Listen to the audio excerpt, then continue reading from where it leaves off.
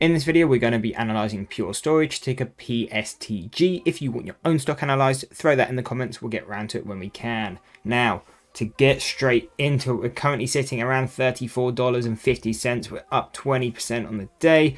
This was basically them beating expectations by 100%. They were estimated an earnings per share of 4 cents. They ended up coming out with 8 cents. But again, their revenue is still lower than a year ago today. So again, do take that always with a bit of caution.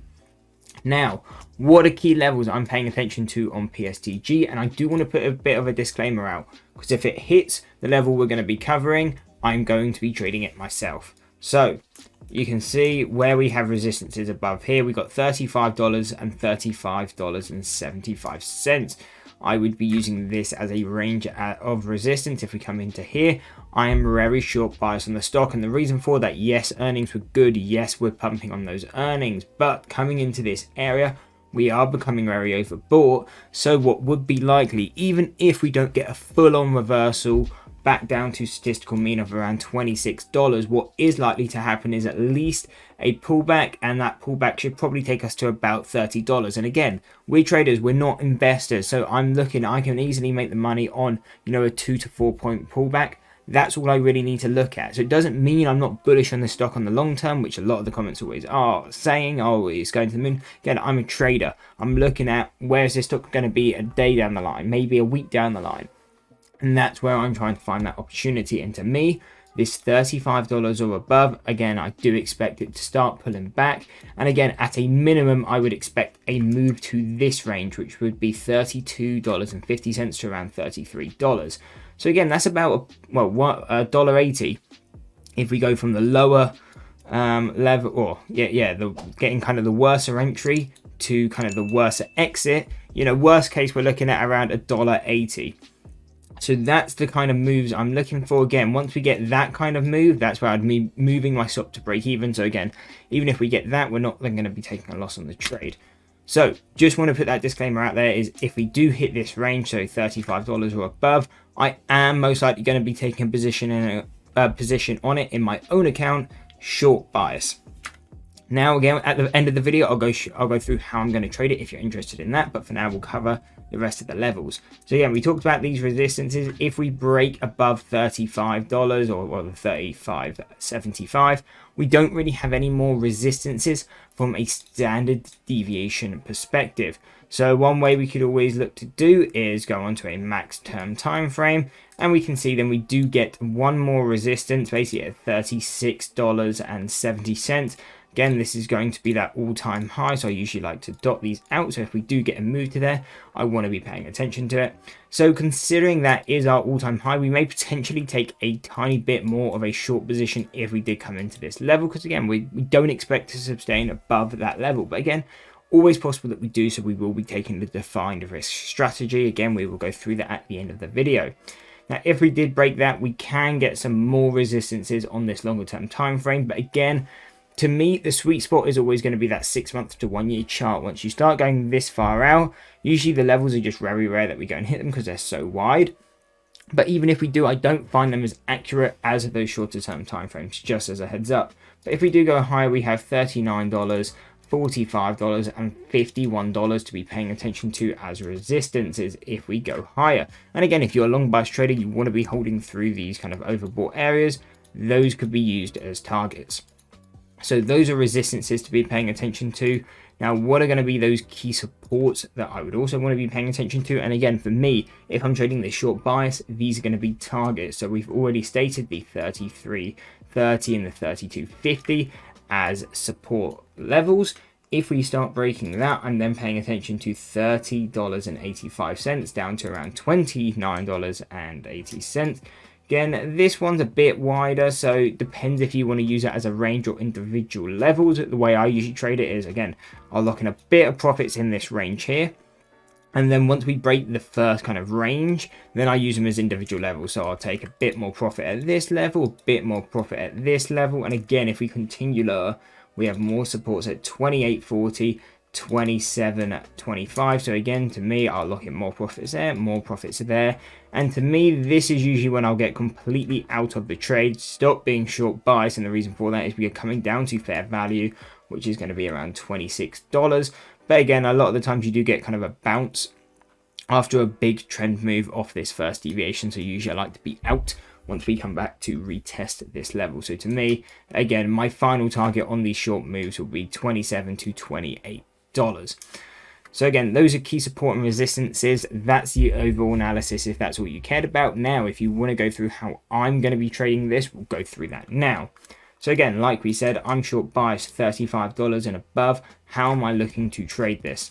So for this, what I'm going to be looking to do, and we can see here, it is an easy to borrow stock, which means usually no matter what broker you are on, as long as you can short shares, you are going to be able to short this stock. So to me, that's my main focus, as it's an easy to borrow. Usually I'll go through the covered stock route. What this means is you can again change this spread to a covered call, or covered stock, sorry.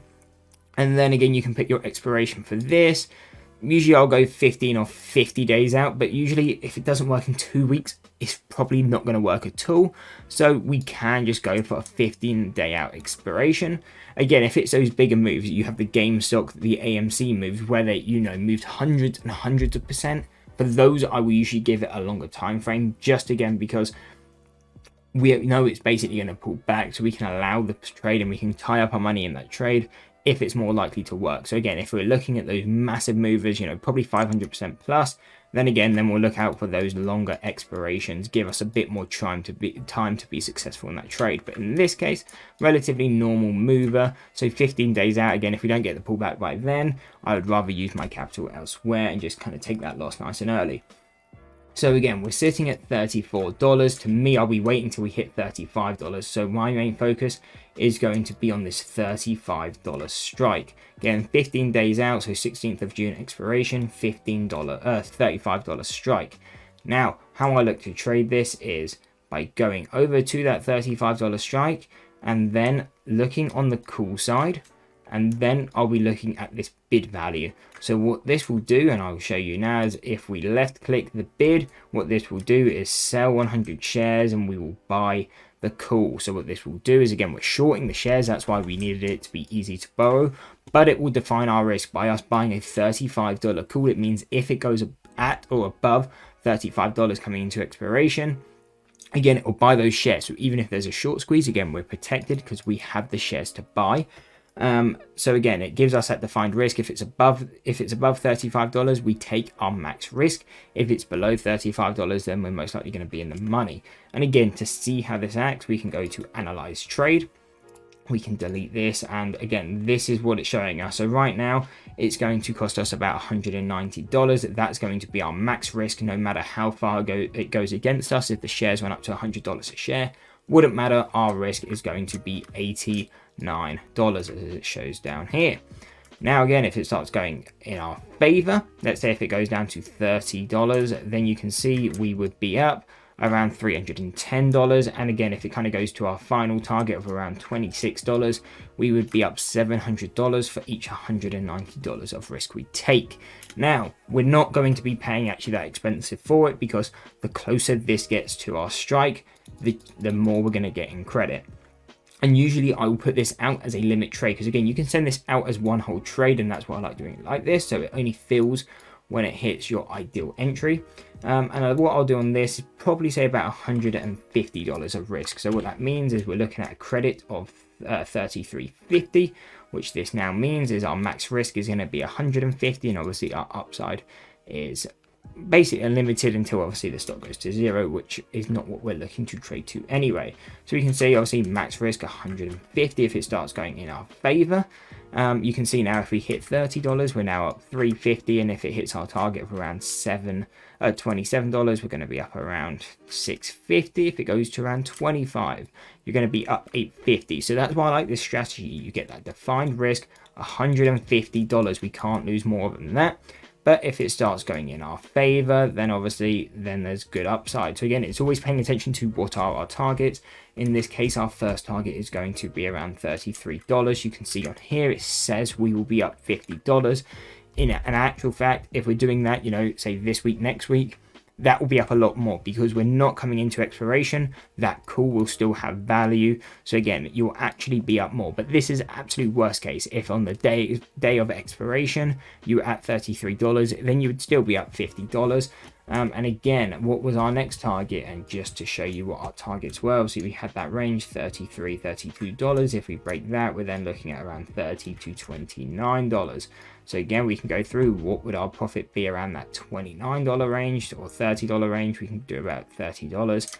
We can see again, we're still up about, well, over a 1 to 2. And again, those are going to be more the ideal trade. When we're looking at this, our first target is again usually just so we can turn the trade to break even. So if it starts going up, we don't take a loss on the trade. So that's how I will usually trade that. But really, you know, when we're trading these, we're looking for those bigger moves. So where we're going to really look to take the most of the size is going to be in that range.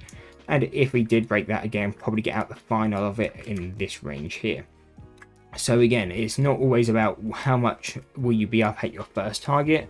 But again, if it happens, you know, relatively quickly, happens in the kind of first week, you'll probably be up about what you're risking of 150 in that kind of range, you know, between $30 to $33. So just to say that as a heads up, that's how I'm looking to trade it. That's the trade plan, the key levels we went through in this video.